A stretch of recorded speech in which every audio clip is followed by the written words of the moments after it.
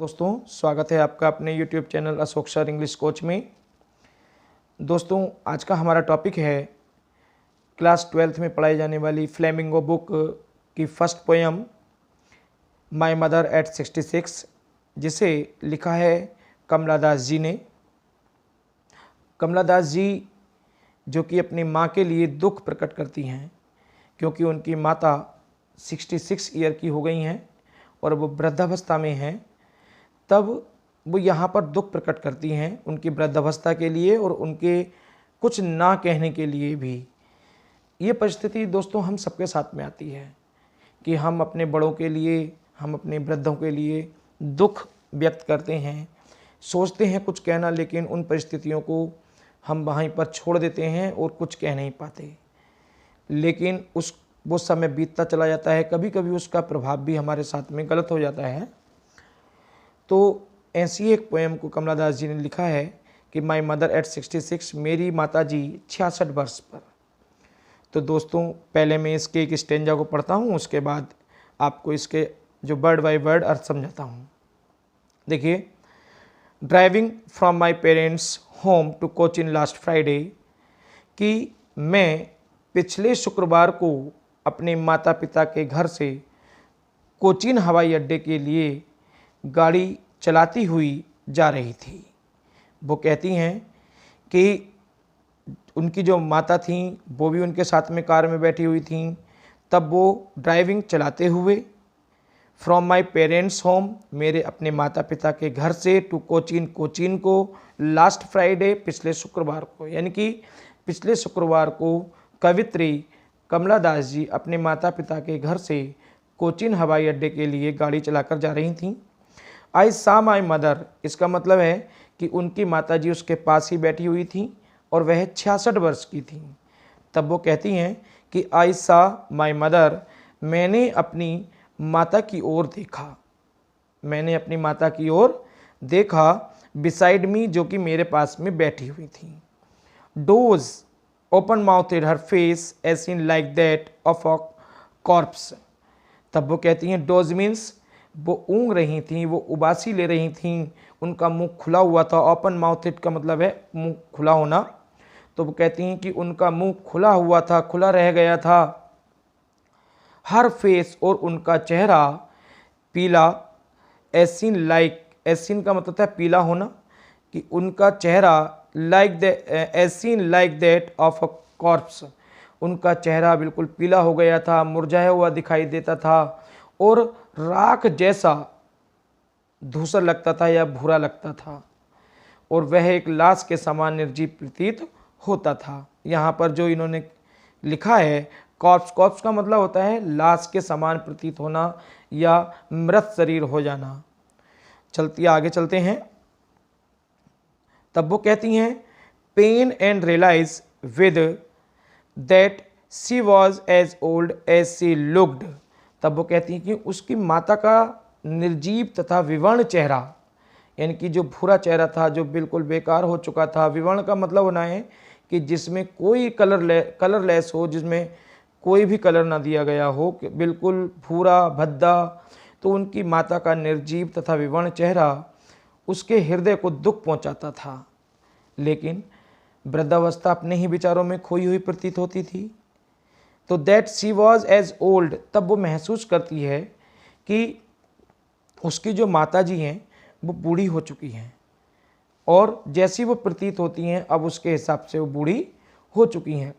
तब कवित्री यहाँ पर आगे कहती है बट सून, लेकिन जल्द ही कवित्री ने अपना ध्यान अपनी माँ से हटाया और बाहर की ओर को देखा। यहाँ पर इन्होंने दिया है कि बट सून पुट दैट, उन्होंने वो चीज़ वहाँ पर छोड़ दी, थॉट अवे, वहाँ पर वो जो उनके विचार आ रहे थे वो सब वहाँ पर छोड़ दिए। And looked out the young trees, और बाहर उन्होंने बाहर की ओर को ध्यान अपना दिया, जो कार से बाहर अपना चेहरा निकाला और बाहर देखने लगी।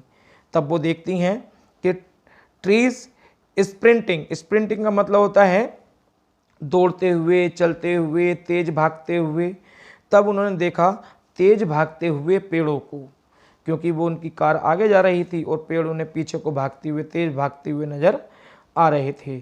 तब उन्होंने देखा कि बाहर का, तब वो यहाँ पर एक बात और व्यक्त करना चाहती हैं कि जो उनका चेहरा था, जो उनकी माता का चेहरा था, वो उन्हें दुख प्रतीत कर रहा था, दुखी बना रहा था। लेकिन जब वो बाहर को देखती हैं तब वो देखती हैं कि बाहर का संसार जीवन से भरपूर है और गतिविधियों से भरा पड़ा है।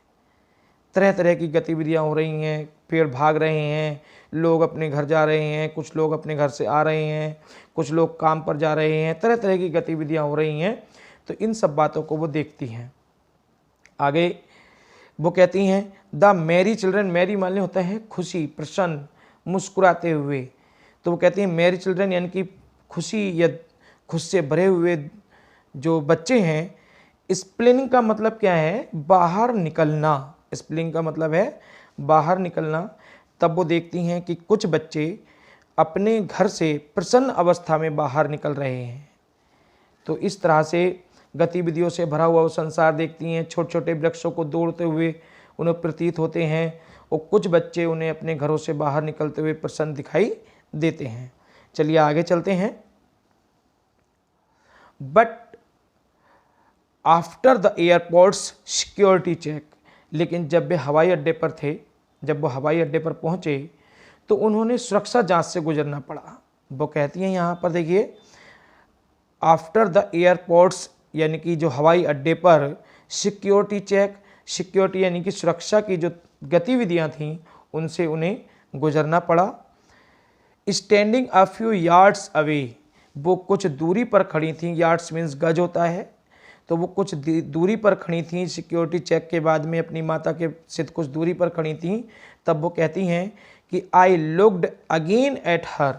तो वो कहती हैं कि उन्होंने अपनी माँ के पुनः विवर्ण और निर्जीव चेहरे को और पीले चेहरे को देखा।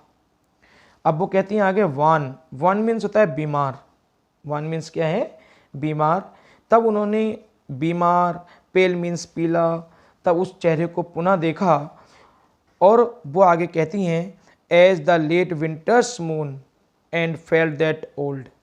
तब उनका चेहरा इस तरह से प्रतीत हो रहा था जैसे शरद ऋतु के विवर्ण चंद्रमा की भांति। यानी कि जब चंद्रमा अपने शरद ऋतु के लास्ट टाइम में होता है तब जिस प्रकार से वह निर्जीव और पीला दिखाई देता है, तो उस तरह से उनकी माता का चेहरा भी निर्जीव, पीला और बीमार दिखाई दे रहा था, जिसकी चमक और शक्ति दोनों समाप्त हो गई थीं।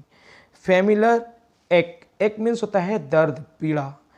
तब वो महसूस करती हैं कि उन्हें वह जो हृदय में पुरानी जानी पहचानी पीड़ा थी, है ना, वो जागृत हो जाती है उनकी। माई चाइल्डहुड्स फियर।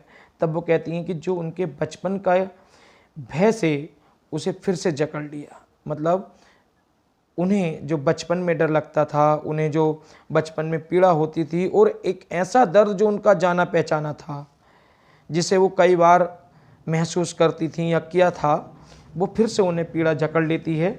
लेकिन वो कहती हैं but all I said was, लेकिन उन्होंने अपने आप को तुरंत नियंत्रित किया और सामान्य से दिखने लगीं। सी यू सून। तब वो अपनी माता से कहती हैं कि अलविदा माँ, सी यू सून, मैं आपसे जल्दी ही मिलूँगी।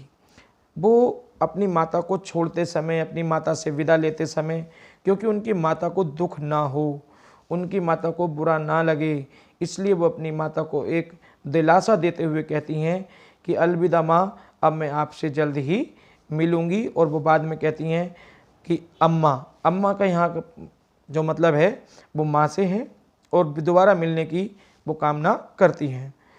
All I did was smile and smile and smile. और इस तरह से वो अपना दर्द को छुपाती हुई, अपनी पीड़ा को छुपाती हुई, अंदर हृदय में दबाती हुई अपनी माँ के चेहरे को मुस्कुराते हुए देखती रहती हैं। और कमला दास जी मुस्कुरा रही थी, मुस्कुरा रही थी और मुस्कुराती रही थी।